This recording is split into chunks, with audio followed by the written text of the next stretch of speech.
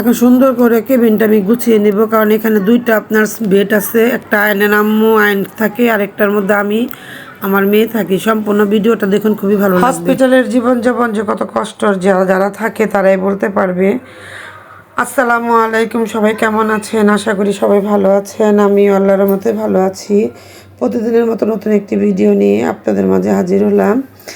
এখন সকালে ঘুম থেকে উঠলাম, উঠে বিছানাটা একটু গুছিয়ে নিলাম। এখন আয়নকে আবার যে হাতে আপনার ক্যানেল পড়েছিল সেটা আবার একটু সমস্যা হয়েছে, এখন আবার এটা ওকে পায়ে দিবে।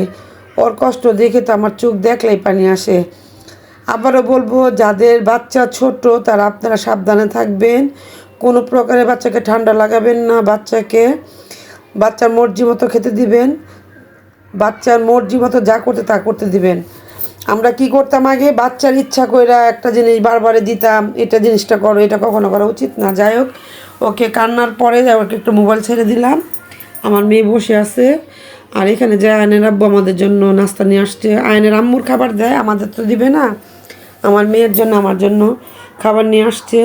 তাই সকল ভাই বোনকে বলবো, আয়নের জন্য দোয়া করবেন, সবাই পাশে থাকবেন, বেশি বেশি করে সাপোর্ট দিবেন। আল্লাহ সবাইকে ভালো রাখে সেই দোয়াই করি। আর হসপিটালে ধরেন খেতেও ইচ্ছা করে না। আমি যখন বয়সটা দিতেছিলাম আমার খুবই কষ্ট হইতেছে। আয়নকে যখন আবার ওষুধ খাওয়াইলে অনেক কান্না করতেছে, তখন ডাক্তারকে বললাম স্যার একটু ছাদে যাব, বলে স্যারটা বলছে আচ্ছা নিয়ে যান। তখন আপনাদের জন্য একটু ভিডিও ধারণ করলাম।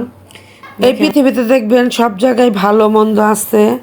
কিছু ডাক্তার দেখবেন এবার নিজের মানুষের মতো আপ্যায়নভাবে রুগী দেখে, আবার কিছু ডাক্তার আছে আপনার রুগীর সামনেও যায় না। আর কিছু ডাক্তারের ব্যবহারে আপনার রুগী একবার ভালো হয়ে যায়। আলহামদুলিল্লাহ, যে বিশেষজ্ঞ দেখতেছে অধ্যাপক, উনি খুবই ভালো, আয়নকে খুবই আদর করে। আর যাই হোক, আপনার সাথে অনেক কথা শেয়ার করলাম। এটা হচ্ছে আয়নের আম্মুর দুপুরবেলা খাবার দিয়েছিল, হসপিটালের খাবার যেরকমের হয় সেভাবে তো খেতে হবে। তারপরও দেই হসপিটালের খাবার। আয়নের আম্মু খেতে চায় না, বলছি একটু খাও। পরে আমি আমার মেয়ের জন্য আবার আমি চলে আসি বাসায়, আবার খাবার নিয়ে যাই।